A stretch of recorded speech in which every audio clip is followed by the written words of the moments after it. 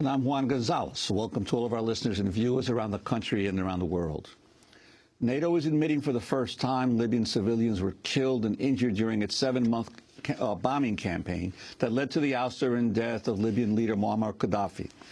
NATO made the acknowledgement after a New York Times investigation revealed that at least 40 civilians and perhaps more than 70 were killed by the bombing raids. The New York Times reports the victims include at least 29 women or children who often had been asleep in homes when the ordnance hit. Others were killed when NATO warplanes bombed ambulance crews and civilians who were attempting to aid the wounded from earlier strikes. The New York Times reporter C.J. Chivers visited several of the bombing sites to investigate the airstrikes. The Gafez and Al-Jarud family compounds lie in Majur, a small farming community near Zlitan. The ugliest known mishap of NATO's bombing campaign took place here. In the darkness of night, they bombed me and my family.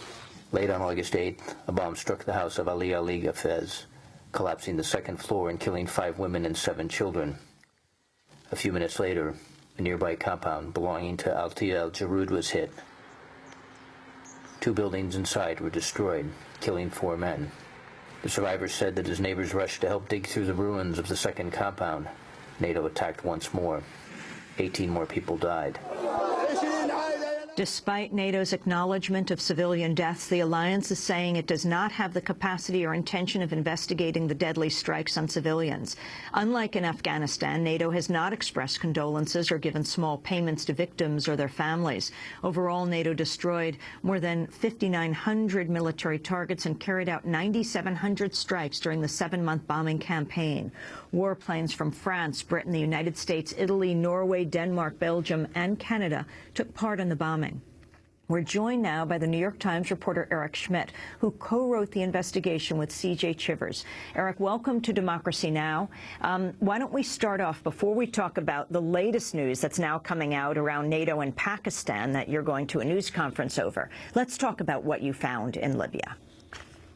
Well, the principal findings, as your introduction has suggested, was that initially NATO had said, and the Secretary General of NATO had said, that throughout the 7-month air campaign, they knew of no confirmed civilian casualties on the ground as a result of NATO airstrikes. What our investigation has showed, my colleagues' reporting has showed, that there were at least a dozen or so instances where there were airstrikes that caused civilian casualties. Now, granted, this is a relatively small number in the overall number. As you said, 9,700 strike sorties that were carried out, but still significant enough that there were somewhere between 40 and 70 civilian deaths, and that's just what we know of. Of course, we only saw a small sampling of the strikes sites that may have been affected, so the death toll is probably much larger. And in terms of what you did find, you found several instances where families were hit in their homes as well. Could you talk about 1 or 2 of those? Yeah, what we saw in a couple of instances. One was, for instance, there was a strike against a warehouse that we later learned from the guards who'd been tending it through the many months was really only a warehouse for food. This was quite close to a civilian home where a number of people were killed. There were in other instances where mistaken intelligence, where there was a civilian home hit that was very near another home that had been the meeting place for some of the pro-Gaddafi forces. So again, a piece of bad intelligence just a few doors away, essentially, ended up meaning a death warrant for several family members. Can you introduce us to some of the family members that C.J. Chivers, your co-author in this piece, visited? The story of the little boy who was killed, for example. Yeah, we talk about this little boy who was killed in a strike early on, and it was very sad in terms of how, again, the targeting process here, which would be carried out initially in Italy, and then relayed to these pilots who'd be flying these wartime missions, usually at night, using laser-guided or satellite-guided bombs for the precision.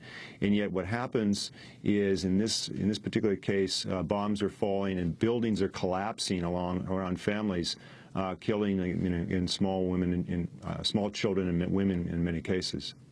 Yeah, I want to go back to a New York Times video report narrated by C.J. Chivers. This clip begins with Anders Fogh Rasmussen, Secretary General of NATO, speaking in June. Our military commanders are very much focused on avoiding civilian casualties. We are actually very, very careful. NATO has withheld details on most of the errors and labored to portray its role in the war as all but flawless.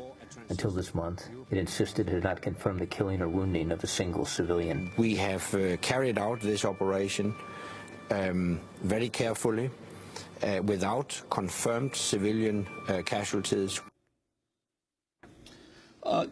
Your response to the initial NATO declarations? Well, here's the problem with the Secretary General's statement. It was a statement that was repeated over and over again by NATO officials throughout the campaign. We have no information of confirmed casualties. Well, the problem is that NATO and the U.S. did not have any boots on the ground, at least none that they've acknowledged.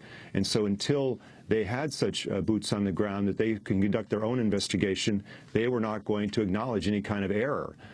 Even though, of course, there were times, airstrikes, where the pro-Gaddafi regime came out and claimed casualties for strikes. These were dismissed as propaganda.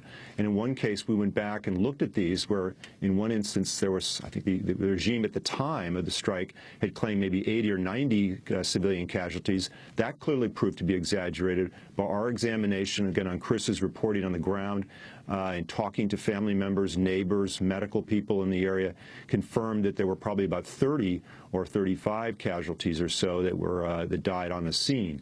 So clearly, and this is NATO officials pretty much acknowledged to us that, again, without having gone on the ground and confirming it themselves, there may well have been civilian casualties. The question now is what will be done about it.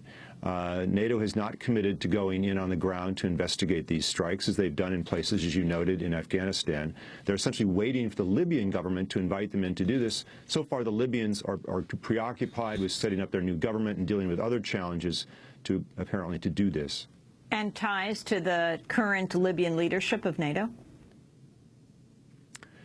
Well, again, the NATO and the Libyan government are in contact, and as a result of our story, I was told just yesterday by the NATO spokesman, for instance, that they are now working to gather information on unexploded ordnance. These are essentially duds, bombs that were dropped but didn't go off, that pose a real threat to civilians, including children. NATO is now trying to track those, because the pilots knew when their bombs didn't explode. Track them, figure out where they are, and get that information to the Libyan government so they can get it out to their people. I'm told that NATO will try and get that information to the Libyan government by the end of January. Eric Schmitt, you just returned from Pakistan Tuesday. I want to ask you about the announcement that's just happening as you leave here to go off to the news conference, yes, where